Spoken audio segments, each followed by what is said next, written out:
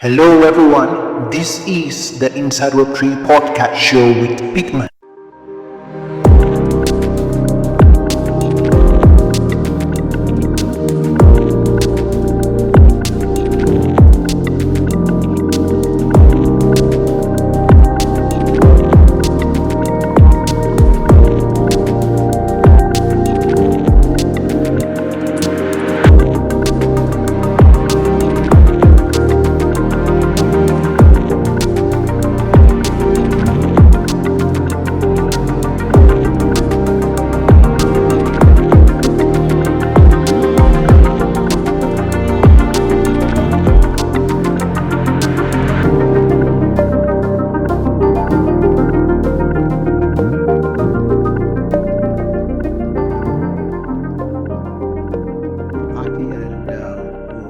To kick off. While we're waiting for others to join us, definitely we'll kickstart the show and we'll do what we normally do here on Apraemio Hangout, the Inside Web3 podcast show. The first session of this event, definitely where we get to learn about guest speakers. And before we move straight to the Inside Web3 podcast episode for today, I will do introductions and also give some updates from across the space, Web3, what has been happening over the weeks, and also some updates from the gold market. Then we'll move straight to our main section for the day.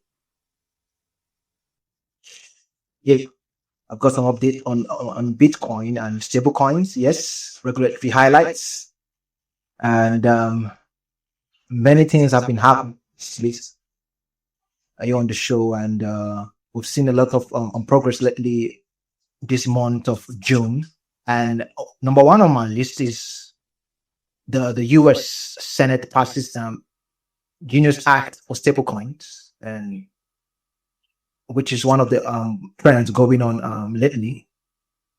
You know, the Senate passed the Genius Act 68 to 30 on June 17, creating the first comprehensive federal framework for payment stablecoins, mandating one-to-one liquid reserves, audited financial disclosures, and AML. And you can find many of these news on popular sites like Coin Telegraph and so on.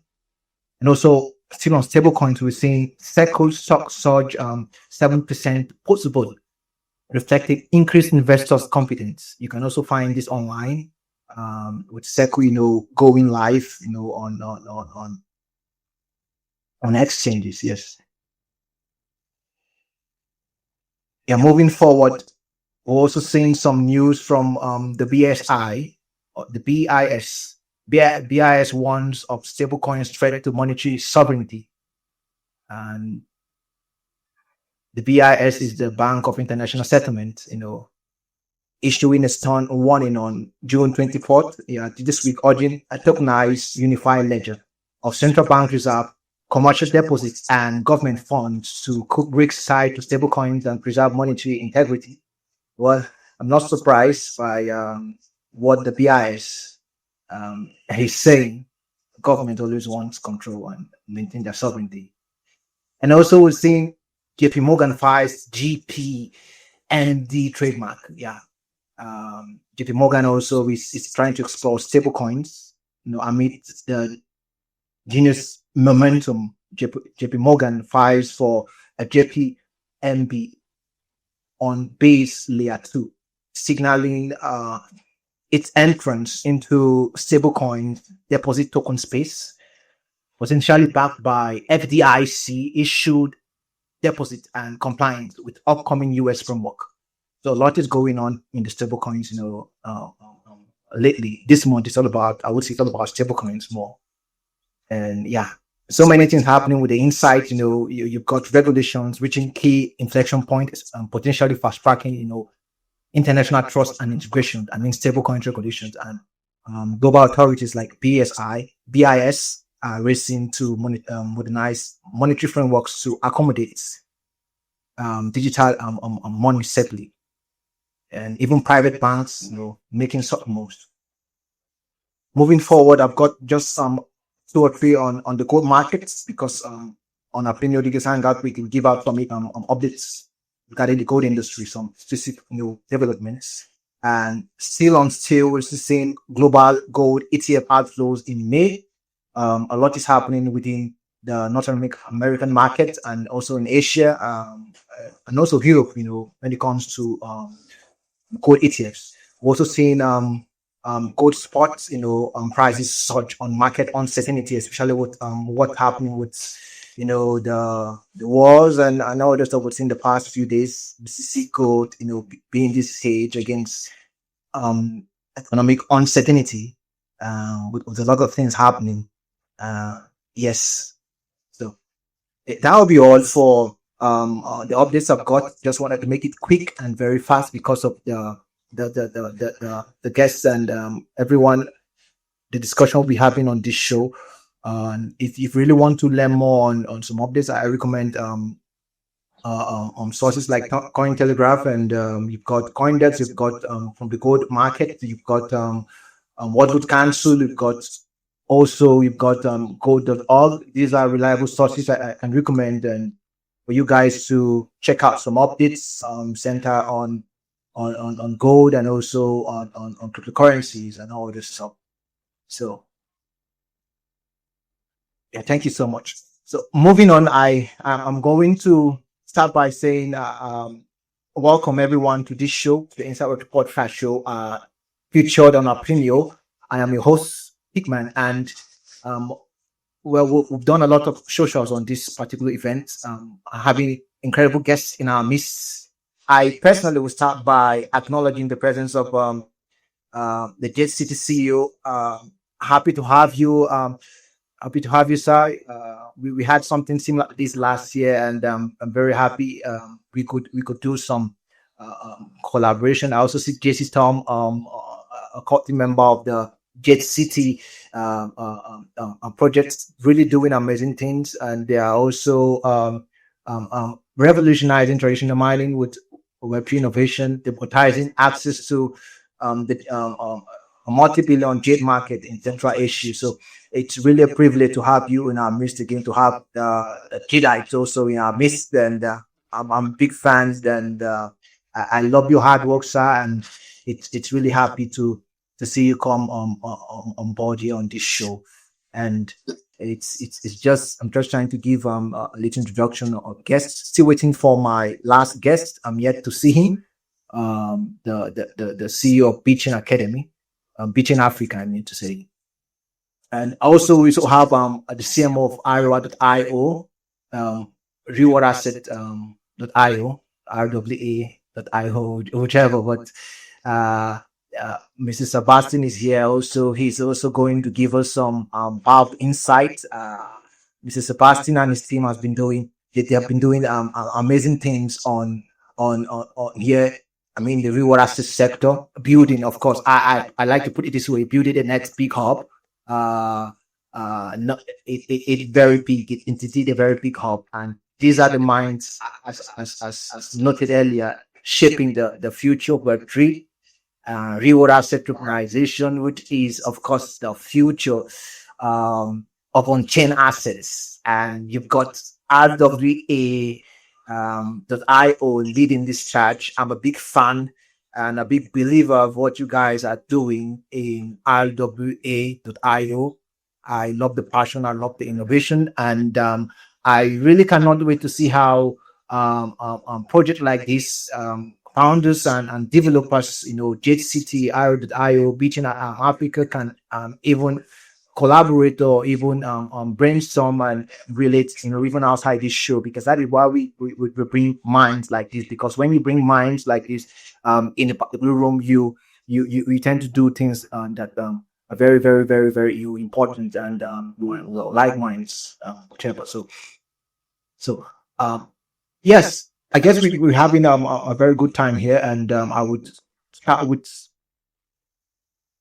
I'll start with Mr. Will, the CEO of Jade City. So if you can hear me, I would love you to just do your own on your proper. David, that give us a little introduction about yourself and your journey in the space. I know you have a lot to say, many things to say, but just try and you just I want us to be very. I want you to be personal because there are a lot of listeners.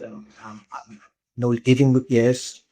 So being a bit personal with your journey, it's really going to inspire a number of persons who are out there and doing incredible things. I really admire you, I must say, because of how momentous you are in regards to your vision and your hard work in Jade City. So the mic is all yours. Thank you, thank you. Yeah, so I'll be quick in my introduction, but I guess like most people in the crypto industry, I didn't start in the crypto industry. I actually was a gold miner and a coal miner for many years. I ended up owning.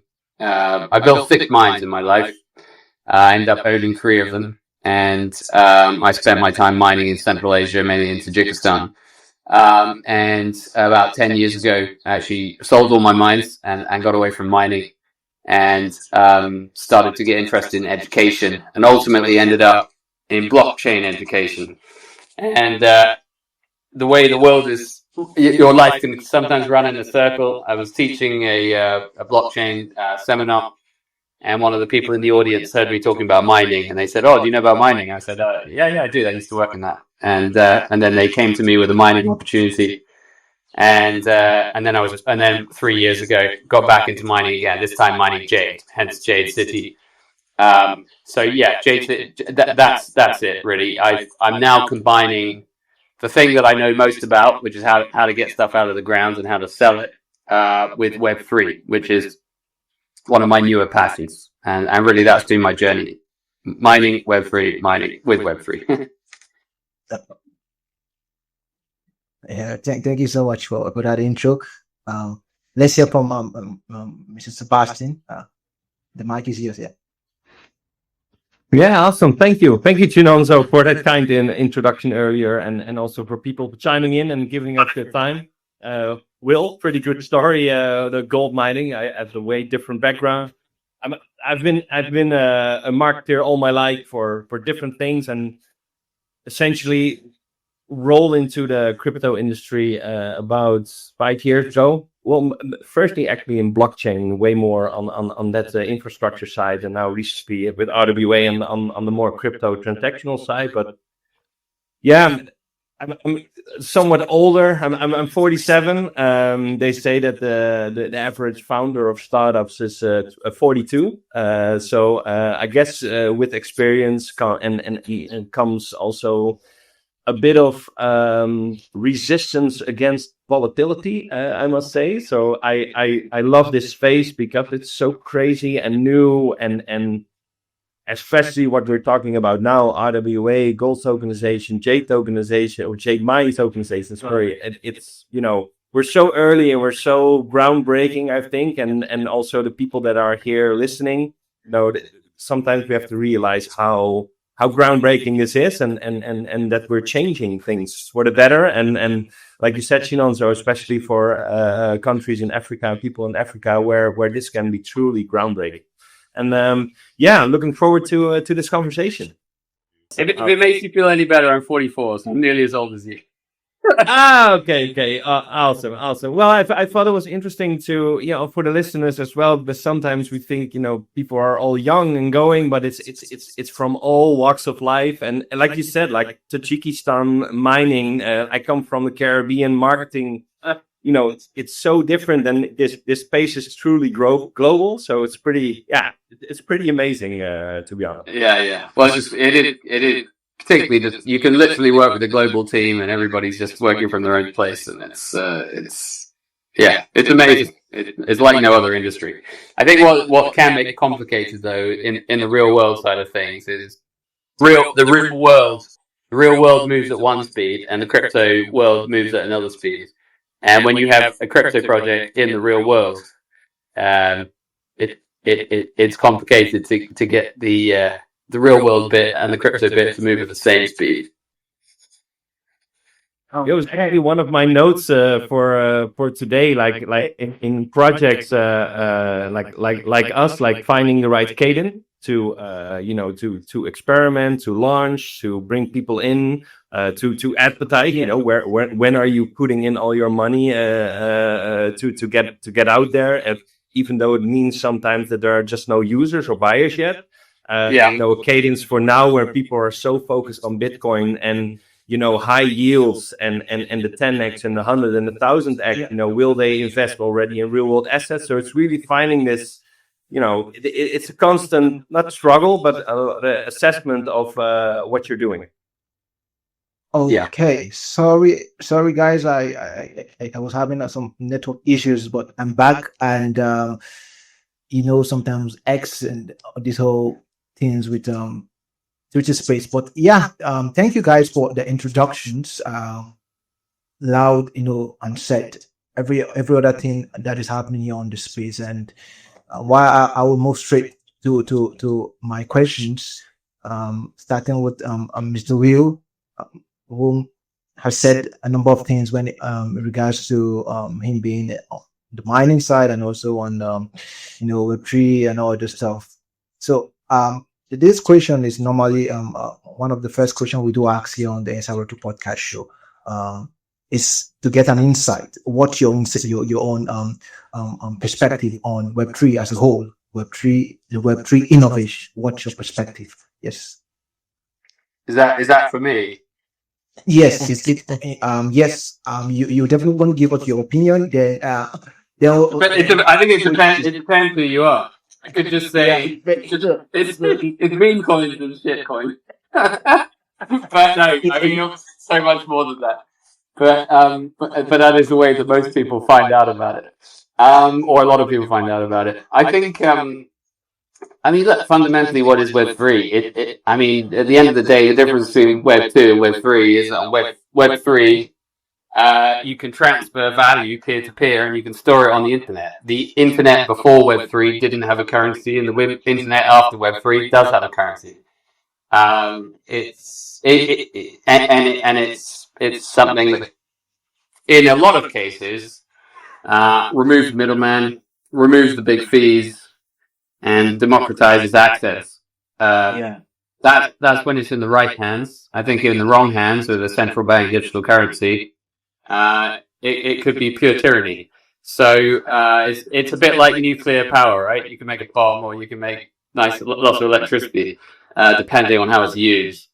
But I think with most great technologies, AI, quantum computing, blockchain, whatever, used for good, they're incredible. But they also have a dangerous side to them in the wrong hands. Yeah. So totally agree with you. So let's hear from Sebastiaan. Yeah, man. Also totally agree. Initially, what attracted me to Web3 was blockchain as a source of truth. I always give an example, like, I'm coming from the Netherlands. Like, we can trust our notary and that there's a document and a digital version of it, and it's actually true, and they can just sign over the deed to my house to another name. And there are countries in the world where this is also what happens on a day-to-day basis. You can lose stuff which you owned, and that blockchain as a source of truth, I love. And then further, of course, the democratization.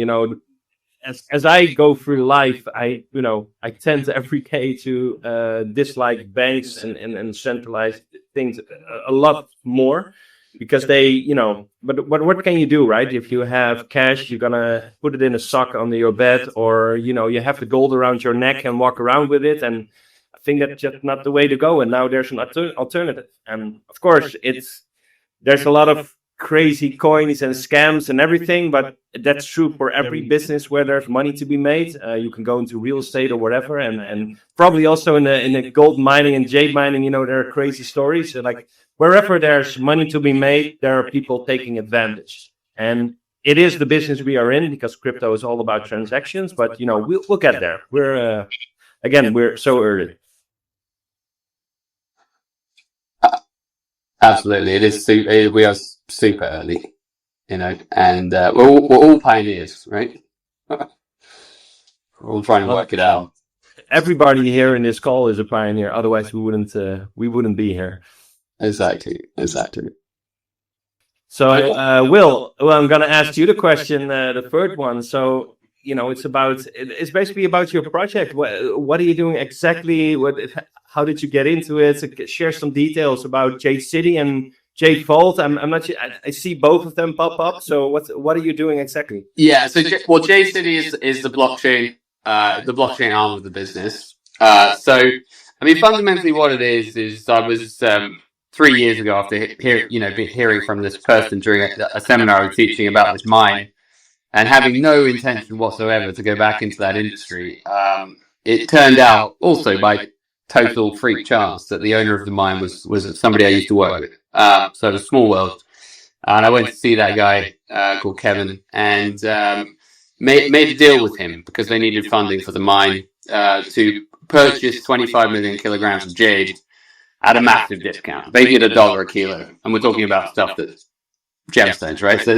But they had so much, like they had 200 million kilos ready to mine. So that was the beginning of it. I basically got a big supply contract at a very, very good price, and then raised the money through Jade Vault, $2 million, got the mine into production, and started to build up our inventory. But the plan from the very beginning had been to create Jade City, and fundamentally, what Jade City is. It's a parallel company to Jade Vault, so it shares the same agreement with the mine, but it works in a different way. People will be able to come onto Jade City, they'll be able to buy a Jade-backed bond, so essentially they'll be able to lend to the project, and that loan will be collateralized by Jade. In other words, it's a bond, and that money that they put in will be used to purchase more Jade under the contract we have, transport that Jade to the market, process it to add value. And then that will be sold, and that generates money. So essentially, if somebody puts in $1 into the bond, that'll generate about $2 of value. The bondholder will get their $1 back in cash, which is stablecoins, and they'll earn about a 20% APY on that bond that they've got. But the APY will be paid in tokenized Jade. So essentially, lend dollars, earn tokenized Jade.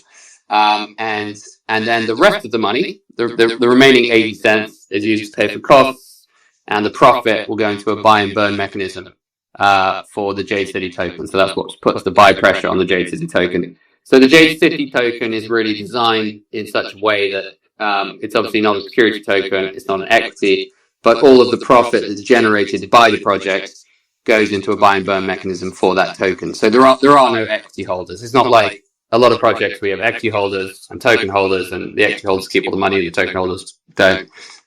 There's just token holders. It's just token holders and basically a value chain and a bond.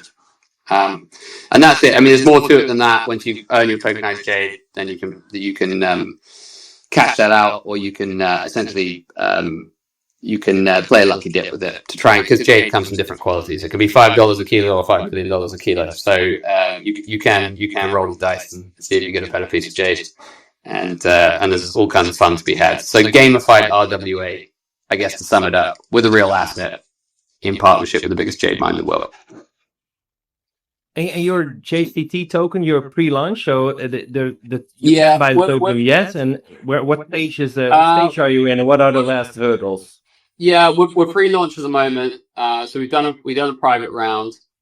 What we did is when the crypto market was just all over the place last year, what we said is, okay, let's just focus on building the underlying business, okay, which is shipping Jade, building out our marketing and sales for the actual the physical product, right? So we can be generating cash flow when it comes to listing our tokens. That's what we've been busy with over the last 6 months, and we continue to be busy with.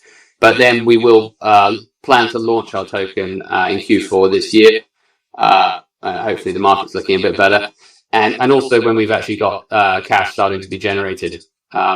Everything else apart from that, the platform is actually built. But it's not. We haven't made the platform live yet because we're just waiting for some additional things before we do that.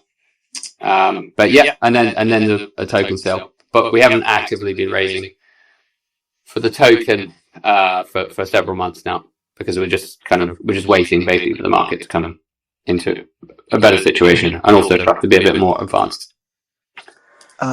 Okay, I don't know. Can you guys hear me? I've been having technical issues, and I'm also seeing the founder, the CEO of of Beach in Africa, also is on the show, and I was looking forward to have him on stage to come introduce himself. Also while we continue the whole show, but yes, a lot has been said with Jade City. Personally, I didn't really know much about Jade as a whole until I came in contact with the Jade City project, and started to see how big this industry really is. And I must say, Jade City is they're doing something very incredible, and they've been able to make the Jade market popular. For me, you guys are the one doing. You guys are the only one doing the whole Jade thing here in the Web3 space. So sure, Yeah. guys, for me, yeah, you guys are unique in your own way. You guys are unique in your own way, and I really appreciate what you guys are doing. Yeah, I think it's quite a niche. I mean, when I say it's a niche market, it's mainly popular in China, Japan, Korea, stuff like that. Jade, but if you compare it to the other gemstone markets of the world, it's only second to diamonds. So it's bigger than the ruby market, the sapphire market, emerald market. Okay. So yeah, why don't we hear from Mr. Sebastian and on his own side of the story, what you guys doing in RWA. Yeah, definitely there's a lot. So you would help us to try and contain it a little, so we could work with time. Yeah, definitely. No, that I think the story of Jade City is one of many projects in this space trying to find a way to tokenize real world assets, and we've been in the real world asset space, of course, before RWA was actually a term, it was just called something different. But we've been there a while. We've seen the troubles that you have as a project. There's enormous fragmentation of education, information, choices about compliance, about infrastructure, marketing, where to find liquidity, where to start. It's really not easy, and it takes years. Will, I just heard you say 6 months for this last trajectory, and probably you've been thinking and working on this for a longer time. And that's what, and then that's what RWA.io kind of wants to, not kind of, we will be. So we see ourselves more like a Grand Bazaar in Istanbul. You have like all over the world, you have these amazing products like jade, like gold in Africa, at whatever, leather somewhere, real estate in Dubai. There's assets that should be open to people all over the world. And what in the Grand Bazaar, like the one in Istanbul.